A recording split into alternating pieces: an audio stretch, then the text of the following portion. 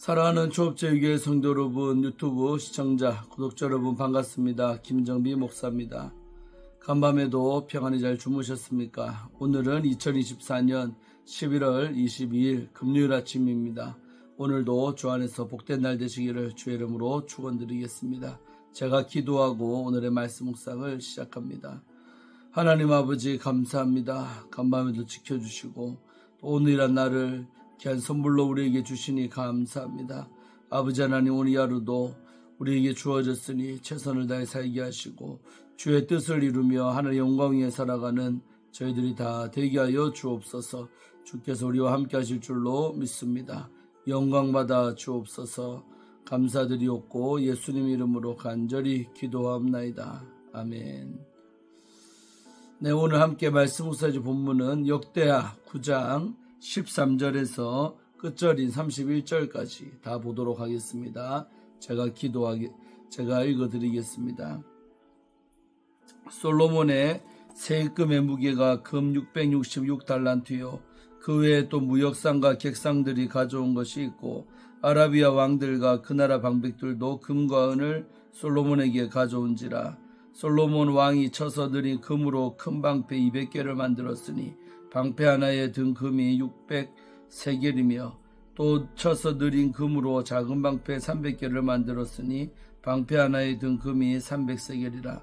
왕이 이것들을 레바논 나무궁에 두었더라. 왕이 또 상아로 큰 보좌를 만들고 순금으로 입혔으니 그 보좌에는 6층계와 금발판이 있어 보좌와 이어졌고 앉는 자리 양쪽에는 발걸이가 있고 발걸이 곁에는 사자가 한 마리씩 섰으며 또 12사자가 있어 그 6층계 양쪽에 섰으니 어떤 나라에도 이같이 만든 것이 없었더라. 솔로몬 왕이 마시는 그릇은 다 금이요 레바논 나무궁의 그릇들도 다 순금이라. 솔로몬의 시대에 은을 귀하게 여기지 아니함은 왕의 배들이 후람의 종들과 함께 다시스로 다니며 그 배들이 3년에 1차씩 다시스의 금과 은과 상아와 원숭이와 공작을 실어 옴이더라. 솔로몬 왕의 재산과 지혜가 천하의 모든 왕들보다 큰지라. 천하의 열왕이 하나님께서 솔로몬의 마음에 주신 지혜를 들으며 그 얼굴을 보기를 원하여 각기 예물을 가지고 왔으니 곧 은그릇과 금그릇과 의복과 갑옷과 향품과 말과 노새라. 해마다 정한 수가 있었더라. 솔로몬 왕의 병검에는 말의 외양간은 4천이요 마병은 12,000명이라. 병거성에도 두고 예루살렘 왕에게도 두었으며 솔로몬이 유브라데 강에서부터 블레셋 땅과 애굽 지경까지의 모든 왕을 다스렸으며 왕이 예루살렘에서 은을 돌같이 흔하게 하고 백항목을 평지에 뽕나무같이 많게 하였더라. 솔로몬을 위하여 애국과 각국에서 말들을 가져왔더라. 이외에 솔로몬의 시종 행적은 선지자 나단의 글과 실로 사람 아이야의 예언과 선견자 이또의 묵시 책 곧 이또가 느바세 아들 여로보암에 대하여 쓴 책에 기록되지 아니하였느냐. 솔로몬이 예루살렘에서 온 이스라엘을 다스린 지 40년이라. 솔로몬이 그의 조상들과 함께 잠에 그의 아버지 다윗의 성에 장사되고 그의 아들 르호보암이 대신하여 왕이 되니라. 아멘. 예, 오늘 이제 이 말씀을 통하여서 솔로몬의 부귀영화를 보고요. 그 다음에 그 죽는 모습까지 오늘 살펴보게 될 것인데 큰 은혜 받으시기를 바랍니다. 지난 시간에 스바 여왕이 찾아와서 솔로몬의 지혜에 탐복하고 또 예물을 드리고 또 자기도 예물도 받아가고 했던 것을 우리는 봅니다. 지혜 때문에 그런 부귀영화가 왔다라는 것을 성경은 얘기하고 있습니다. 자, 그리고 오늘 이어서 솔로몬의 시대에 얼마나 잘 돌아가고 또 큰 복을 받았던가 물질의 축복을 받았던가 우리는 여러 말씀을 통해 봅니다. 13절에 보면 솔로몬의 세금의 무게가 금으로 666달란트라고 합니다. 오늘날로 환산하면 약 금 23톤의 무게랍니다. 그러니까 금 23톤이 1년마다 한 번씩 세금으로 거쳤다는 거예요. 세금의 무게가 금 623톤에 되는 금이에요. 어마어마한 거죠. 1톤이면 1000kg 아니겠습니까? 맞죠? 23만 23,000kg의 금이 1년마다 거쳤다는 거죠. 그러니까 얼마나 여러분 나라가 부하겠습니까? 돈이 뭐 넘쳐나는 거죠. 그 다음에 14절에 그 외에도 이런 세금 말고도 무역상과 객상들이 가져온 것이 있고, 무역하는 사람들, 객상들, 이들이요 가져온 것이 있고, 아라비아 왕들과 그 나라 방백들도 금과 은을 솔로몬에게 가져왔다. 그러니까 나라 안에서 나오는 세금도 있지만 외국에서 들어오는 그런 물질도 많았다는 겁니다. 나라가 강하니까 조공으로 바치는 그 금과 은이 너무 많았다는 거죠. 그러니까 안팎으로 막 부한 거죠. 안에서 세금 들어오지, 나가서는 또 들어오지, 이렇게 부하게 됐다는 거죠. 그래서 솔로몬이 이걸 금 가지고 뭘 했느냐 봤더니, 솔로몬 왕이 쳐서 느린 금으로 큰 방패 200개를 만들었다. 큰 방패를, 금으로 만든 방패를 200개나 만들었다. 그 다음에 방패 안에 든 금이 600세겔, 그러니까 큰 방패 하나당 들어갔던 금의 양이 600세겔이 들어갔다는 거죠. 오늘날로 환산하면 3.5kg 정도. 그러니까 큰 방패 하나 만드는데 3.5kg의 금이 들어갔다. 그러니까 3.5kg. 엄청나죠. 다 금이, 그 양이 들어갔다는 거, 한 방패당. 이런 거를 200개를 만들었다는 거죠. 그 다음에 또 쳐서 느린 금으로 작은 방패도 만들었는데, 작은 방패는 300개를 만들었다는 거, 300개. 그래서 방패 안에 든 금이 300세겔, 600세겔의 반이니까. 그러니까 3.5kg, 1.25kg, 맞죠? 1.75kg, 1.75kg의 금이 들어간 방패가 또한 300개. 어마어마한 거죠. 방패도 그냥 방패도 멋진데 금으로 만들었으니까 얼마나 화려하고 멋집니까? 이런 방패를 만들어서 레바논에 있는 나무궁에 두었다는 거죠. 이 레바논은 딴 외국 아닙니까? 거기에 나무로 만든 궁이 있었는데, 그것도 솔로몬의 별장처럼 이용했는데, 거기에 나무궁에다가 그러니까 큰 방패 200개, 작은 방패 300개로 500개죠. 이런 것들을 거기에 놔뒀다는 겁니다. 그 다음에 또 왕이 또 상아, 코끼리 뿔이죠. 그 상아로 뭘 만들었느냐? 상아 가지고 큰 보자, 자기가 앉는 의자를, 멋진 의자를 만들었는데, 순금으로, 상아로 만든 다음에 그다가 금으로 그러니까 번쩍번쩍거리는 그런 어떤 보자지요. 상상해 보세요. 그런 보자에 딱 앉아서 이제 정치를 하고 외국 사절도 만나고 그랬던 것이죠. 그래서 의자라는 게 참 또 중요합니다. 의자도 고급스럽고 귀할수록 그 앉으면 기분도 좋지만은 그런 것이죠. 청와대 나가면 그 의자 하나도 그냥 함부로 아무 때나 쓰는 의자를 놔두는 게 아니라 보자처럼 멋지게 해놓는 거죠. 교역 사람들 왔을 때 와, 탄성이 나올 정도로 멋지게. 그래서 솔로몬이 그런 보자를 만들어서 금으로 다 입혔다는 겁니다. 그 다음에 그 보자 주변에는 어떻게 했느냐?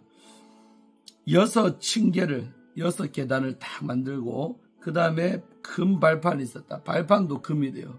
발을 두는 발판이 금이고, 그 다음에 보자라 쭉 이어졌고, 앉는 자리 양쪽에는 팔걸이가 있고, 팔걸이가 이렇게 딱 있는 이런 의자죠. 팔걸이가 있고, 그 다음에 팔걸이 곁에는 사자가 하나씩 딱 서 있다는 겁니다. 그러니까 팔걸이가 있으면 그 옆에 사자가 한 마리, 두 마리가 딱 서 있는. 옛날에 우리가 배너나 아니면 그런 모세 10개 영화 이런 데 보면 그 애굽의 바로가 그런 이제 앉아 있잖아요. 그런 것처럼 그 당시에 솔로몬 시대의 부강함을 이런 어떤 이제 가구나 이런 어떤 것으로 표현하는 거죠. 대단하다는 거죠. 그 다음에 또 12사자가 있어. 그 6층계 양쪽에 쭉 또 2마리 있고 12마리는 양쪽에 2개씩 있다. 6계단이니까. 한 계단당 사자가 2마리씩. 그러니까 얼마나 그 계단에서 왕 오르다 보면 멋져 보이지 않습니까? 위대하게 보이는 거죠. 그래서 이렇게 했다는 겁니다. 그래서 어떤 나라에도 이같이 만든 것이 없다. 그 어떤 다른 나라 흉내내지 못할 만큼 이 예루살렘에만, 솔로몬의 성전에만 있는, 왕궁에만 있는 이것이라는 것. 또 독보적이다 이 말이죠. 다른 나라에 없다는 거죠. 그래서 솔로몬 왕이 마시는 그릇은 다 금으로 만들었다. 왕이 마시는 그릇도 다 금이라, 금그릇에 먹었다. 또 레바논 나무궁의 그릇들도 다 순금으로, 레바논 별장에 있는 그 궁에 있는 그릇들도 다 금으로 만들었다는 거죠. 솔로몬 시대에 은을 귀하게 여기지 아니하면, 그러니까 금이 너무 많다 보니까 은 같은 거는 귀하게 여기지를 않았다는 거예요. 왜냐? 은도 귀한 건데 사실은 왕의 배들이 후람의 종들과 함께 다시스로 다니며, 그러니까 이 후람과 늘 이제 솔로몬 시대 때는 잘 지냈던 거예요. 그러면서 그 종들이 함께 다니면서 다시스로 다니며 무역을 했다는 거죠. 그 배들이 3년에 1차씩 다시스의 금과 은과 상아와 원숭이와 공작을 3년에 한 번씩 다시스에서부터 실어 왔다는 거예요. 그 안에는 금, 은, 또 공작, 또 상아, 원숭이, 귀한, 그 당시에 귀한 것들이요. 그게 3년에 한 번마다 예루살렘으로 쏟아져 들어왔다는 거예요. 그러니까 얼마나 여러분 길에 걸거치는 게 은이요 금이다 이 말입니다. 그러니까 은도 금이 너무 많다 보니까 은도 하나도 안 귀하다는 거죠. 그러니까 솔로몬 시대의 부강함을 이런 식으로 다 표현하고 있는 거예요. 실제 이랬다고 그럽니다. 22절에 솔로몬 왕의 재산과 지혜가 천하의 모든 왕들보다 컸다. 그러니까 솔로몬 왕이 있는 그 재산과 지혜가 함께 묶여서 나오잖아요. 그러니까 지혜가 큰 만큼 물질도 따른다. 원래도 마찬가지죠, 여러분. 그래서 지혜를 받으면 또 여호와를 경외하고 살며 하나님이 물질의 복도 주신다. 어렵게 살지 않게 한다. 이것이 하나님의 원리고 법칙이라는 겁니다. 그러니까 재산과 지혜가 천하의 모든 왕들보다 솔로몬 시대에 컸다라는 것입니다. 크지요. 그래서 천하의 열왕이 천하의 모든 그 왕들이 하나님께서 솔로몬의 마음에 주신 지혜를 들으며 그의 얼굴 보기를 원했다는 거죠. 스바 여왕뿐만 아니라 천하의 왕들이 솔로몬 왕의 마음에 주신 그 지혜를 듣고 싶고 또 그 얼굴을 한번 아련하고 싶다. 솔로몬 왕의 얼굴이라도 한번 보면 얼마나 좋겠나. 그 사모했다는 것입니다. 그래서 이 말씀에 보면 솔로몬의 마음에 주신 지혜를 들으러 왔다 그랬죠. 지혜는 어디에 있는 거요? 마음에 있는 거죠. 지혜로운 마음이 되는 거죠. 믿습니까? 그래서 지혜로운 마음을 가져야 우리는 반드시 성공하고 또 하나님께서 큰 복을 주시는 것입니다. 솔로몬의 마음에 지혜를 주셨다는 말이 눈에 들어옵니다. 그리고 그들이 그렇게 솔로몬 한번 지혜 듣고 싶고 만나보기인데 빈손으로 옵니까? 스바 여왕도 어마어마한 걸 가지고 와서 바쳤잖아요.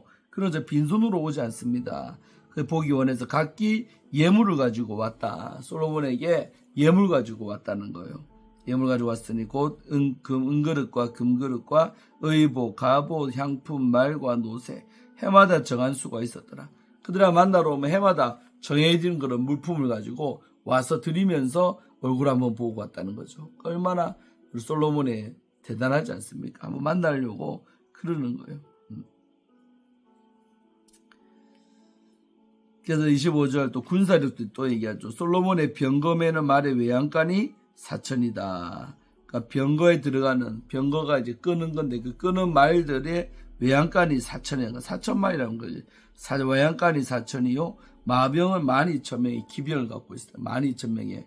그러니까 기병이라 말은 말 한 마리에 병사 한 명 타는 건데 이게 한 기병인데 이게 12,000명이랑 엄청난 거죠. 12,000명의 기병. 우리 강개토 대항 때도 보면 4만의 기병이 있었답니다. 4만. 어마어마한 거예요. 4만 마리의 말이 일시에 달린다 생각하면 웅장하죠. 4만 마리. 어마어마한 거예요. 그래서 보통 고대에도 보면 기병 하나가 상대하는 게 보병 10명입니다. 그러니까 기병 하나가, 마병 하나가 보병 10명을 죽일 수 있는 거예요. 그러니까 4만 마병이란 말은 40만 보병을 상대할 만한 어마어마한 건데 이건 엄청난 겁니다. 솔로몬 때는 12,000마병, 그러니까 12만 명의 보병을 죽일 수 있는 군사력이다 이 말입니다. 이게 대단한 거죠. 병거성에도 두고 병거만 따로 모아놓은 그 성이 있었는데 그 병거성에도 두고 예루살렘 왕에게도 분산시켜서 뒀다라는 거죠. 그러니까 아마 군사력도 대단한 거죠. 솔로몬이 유브라데 강에서부터 블레셋 땅과 애굽 지경까지의 모든 왕을 다스렸다. 그러니까 솔로몬 시대 치세가 그 조그마한 유다 땅 넘어서 애굽까지 또 유브라데 강, 유프라테스 강까지 그 모든 전역의 왕들을 다 솔로몬이 다스렸다는 거죠. 그들로부터 조공을 받고 그러니까 솔로몬 때 얼마나 나라가 잘 되고 부강했는지를 우리는 알 수가 있습니다. 그래서 27절 왕이 예루살렘에서 은을 돌같이 흔하게 하고 백항목을 평지에 뽕나무같이 많게 했다. 그래서 너무 부강하니까 예루살렘에 명함도 못 내는 거예요. 은은 너무 많고 돌같이 흔하고 백항목이란 그 귀한 나무도 평지에 뽕나무같이 많게끔 그렇게 했다는 거죠. 귀한 것이 너무 많다 보면 원래 귀한 게 아니듯이 그런 겁니다. 솔로몬을 위하여 애국과 각국에서 말들을 가져왔더라 그랬습니다. 그래서 솔로몬을 위해서 애국과 각국에서 말들을 가져왔답니다. 말들이 끊임없이 또 공급되어지고, 말도 동물이니까 때 되면 죽기도 하고 또 상실되거든요. 그러니까 계속 보충하는 개념으로 말들이 해외에서부터 들어왔다는 거죠. 대단한 겁니다. 자, 이렇게 28절까지 솔로몬 시대의 지세를 말하고 있습니다. 얼마나 부강했습니까? 지혜가 큰 만큼 물권의 복도 크게 받은 왕이 솔로몬인 줄로 믿습니다. 자, 그렇게 하고요. 29절 30절은 솔로몬의 마지막 대목이 드디어 나오는 거죠. 그래서 이외에 솔로몬의 시종 행적은, 그러니까 이외에도 솔로몬 행했던 모든 그 행적들은 여러 군데에서 찾을 수가 있다는 거죠. 첫째, 선지자 나단의 글이 있대요. 나단 선지자가 썼던 글에도 있고, 실로 사람 아히야의 예언도 있고, 그 다음에 선지자 이또의 묵시 곧 이또가 느바사도 여로보암에게 예언하지 않습니까? 그 사람이 쓴 그 책에도 기록되지 아니했느냐. 그리고 여러 책에 이 솔로몬의 기사가 나와 있다는 겁니다. 그렇게 되고, 그 다음에 솔로몬이 예루살렘에서 온 이스라엘 다스린 지 40년이랍니다. 그러니까 솔로몬이 예루살렘에서 다스린 지가 40년이다. 40년 동안 왕로를 했다. 그러니까 40년. 사울도 40년, 다윗도 40년, 솔로몬도 40년, 120년의 역사입니다. 통일왕국으로 이어졌던 게, 나라가 갈라지기 전 역사 120년이죠. 그래서 되고, 31절 솔로몬이 그의 조상들과 함께 잤다. 끝도 아름다웠죠. 결국 솔로몬은 끝에도 평안하게 잠들었다는 겁니다. 그래서 그의 조상들과 함께 잠에 그의 아버지 다윗의 성에 장사됐다. 아버지처럼 다윗의 묘실, 조상들의 묘실에 평안에 들어간 왕이 솔로몬이다는 겁니다. 그리고 그의 아들 르호보암이 대신해서 왕이 되었다. 르호보암 때부터 문제가 생기기 시작하는 겁니다. 솔로몬 시대까지는 하나님이 약속도 있고 해서 솔로몬 시대는 평안함으로 이렇게 부강한 나라로 되게 하셨다. 그 큰 나라를 르호보암이 이어받게 되는 것입니다. 그래서 우리가 하나님 잘 믿고 경외하고 살면 죽는 것까지도 주님이 책임져 주시고 평안하게 잘 돌아가시게 하신다는 겁니다. 평안한 죽음, 아름다운 죽음, 무탈한 죽음이 되기를 축원드립니다. 그래서 우리가 말씀 마치면요. 솔로몬 시대에 이런 부강했던 원천은 뭐다? 지혜에 있다는 거죠. 지혜는 뭐냐? 여호와를 경외하는 것이 지혜의 근본이 됐잖아요. 맞죠? 그러니까 우리가 하나님을 두려워할 줄 알고 하나님 잘 섬기는 게 지혜라는 거예요. 그런 지혜를 받으면 물질의 복은 자연스럽게 따라오게 돼 있다. 오늘날도 우리가 돈 번다고 경외하지 않고 살죠. 돈 번다고 주일 안 지키잖아요. 돈 번다고 말씀도 못 읽고 경건하게 못 산다는 것은 거꾸로 사는 거예요. 오히려 돈을 잃어버리는 것과 똑같습니다. 우리가 부하게 살기 위해서라도 정말 여호와 하나님을 경외하면서 살면 하나님이 하나님 속에 모두 부귀영화가 다 있지 않습니까? 그걸 우리에게 부어주실 줄로 믿습니다. 그런 하나님을 믿으면서 살아가는 우리 조업체의 모든 성도님들, 또 우리 유튜브 시청자, 구독자 여러분 되기를 바랍니다. 제가 기도하고 오늘 말씀 묵상을 마칩니다. 하나님 감사합니다. 오늘도 귀한 말씀 우리에게 허락하시고 정말 여호와 우리 하나님을 경외하면서 살아가는 것이 지혜의 근본인데 우리도 참으로 지혜로운 마음 가져서 하나님을 경외하며 살아갈 때에 우리의 필요한 모든 물질도 주시고 의식주를 해결해 주시고 넉넉하게 살아갈 수 있도록 물질의 복도 주실 줄로 믿습니다. 날마다 주를 경외하며 살아가는 우리가 다 되게 하여 주옵소서. 감사드리옵고 예수님 이름으로 간절히 축복하며 기도하옵나이다. 아멘. 할렐루야. 오늘도 좋은 날 되시고 내일 토요일 아침에 또 찾아뵙겠습니다. 샬롬.